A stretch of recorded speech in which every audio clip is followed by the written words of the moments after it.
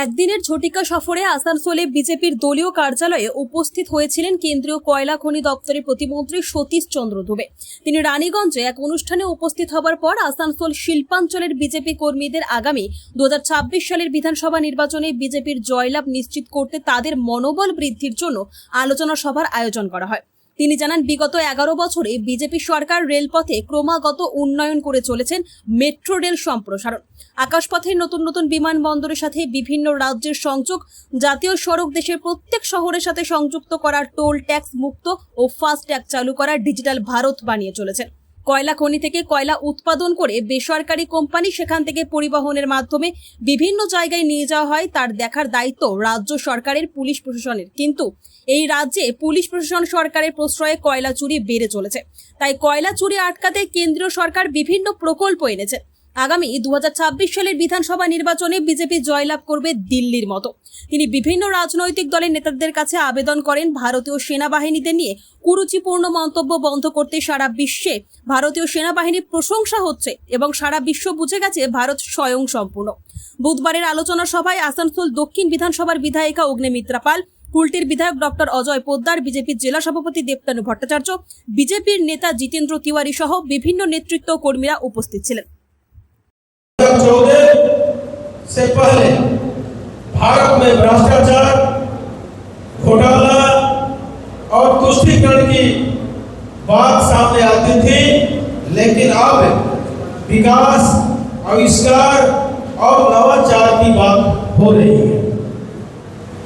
पहले सरकारी योजनाओं के पैसे लोगों तक नहीं पहुंचते थे, बिचौलिया खा जाते थे, लेकिन अब डायरेक्ट बेनिफिट के खाते में डिजिटल इंडिया के माध्यम से पहुंचता है।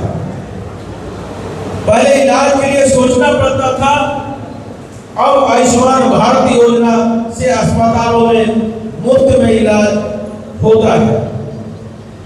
पहले हम आयात पर निर्भर होते थे, लेकिन अब मेक इंडिया की ताकत अब हम निर्यात भी करते हैं। पहले हम दुनिया में अस्थिर अर्थव्यवस्था में आते थे, लेकिन अब दुनिया के अंदर हम चौथी अर्थव्यवस्था में आ रहे हैं। और आदरणीय मोदी जी का सोच है, सपना है कि 2029 में भारत आर्थिक व्यवस्था में विश्व में तीसरा स्थान पे रहेगा। ये 11 साल विकास, विश्वास और बदलाव के रहे हैं। आज देश का हर नागरिक बदलते भारत को देख रहा है और अनुभव भी कर रहा है। मोदी जी ने देश की सफलता का श्रेय 140 करोड़ भारतवासियों को दे रहे हैं और कहते हैं कि हम बदलाव में विश्वास नहीं करते हैं, बदलाव में विश्वास करते हैं। क्योंकि ऊंचाई पर खड़ी वही पहुंचता है जो बदला नहीं, बदलाव में विश्वास रखता है। आज प्रधानमंत्री जी भाई नरेंद्र मोदी के नेतृत्व में देश सशक्त निर्णय लेने में सक्षम हो रहा है और तय भी कर रहा है। अब आतंकवाद जैसे हमारे हमले पर युद्ध कैसे कार्रवाई हो जाएगी। पहले केवल जब कोई घटना होती थी तो पूर्व के प्रधानमंत्री जी फैसला लेने में सक्षम नहीं थे।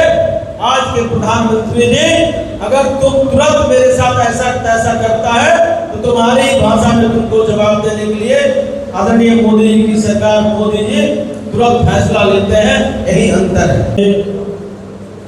आदरणीय विधायकगण, सामने उपस्थित भारतीय जनता पार्टी के दिग्गज कार्यकर्तागण, पदाधिकारीगण, आज आपके बीच में आदरणीय मोदी सरकार का 11 साल बेमिसाल एक कार्यक्रम है, प्रेस वार्ता है। इस प्रेस वार्ता में उपस्थित electronic media, print media, YouTuber channel के तमाम पत्रकार बंधु, आप सबका स्वागत है, अभिनंदन है। देश सेवा सुशासन गरीब कल्याण के कार्यसाल देश के इतिहास में मोदी सरकार का कार्यकाल सविर्ण अक्षरों में लिखा जाए। यह कार्यकाल विकसित भारत और आत्मनिर्भर भारत के संकल्प की सिद्धि का सविर्ण काल बन रहा है। बीते 11 वर्षों की यह यात्रा मोदी जी ने अकेले नहीं बल्कि खुद को तपाकर 140 करोड़ देशवासियों की परिश्रम और त्याग और सपनों की प्रयास है। मोदी जी की सरकार का कालखंड भारत के भविष्य के लिए एक मजबूत नींव रखने का कार्यकाल है। 11 साल के निरंतर जारी सफर एक भाषण या एक प्रेस कॉन्फ्रेंस के में समेटना उतना ही मुश्किल है जैसे पूरी जिंदगी को एक पन्ने में सिमटने की बराबर। आज प्रधानमंत्री श्री नरेंद्र मोदी जी के नेतृत्व में नए भारत की सोच में जहां तकनीकी है वहीं तरक्की है। जहां भाजपा का सरकार है वहां गरीब का कल्याण है। शासन अब सेवा है, सरकार अब सहभागी है, सुशासन अब संस्कृति है।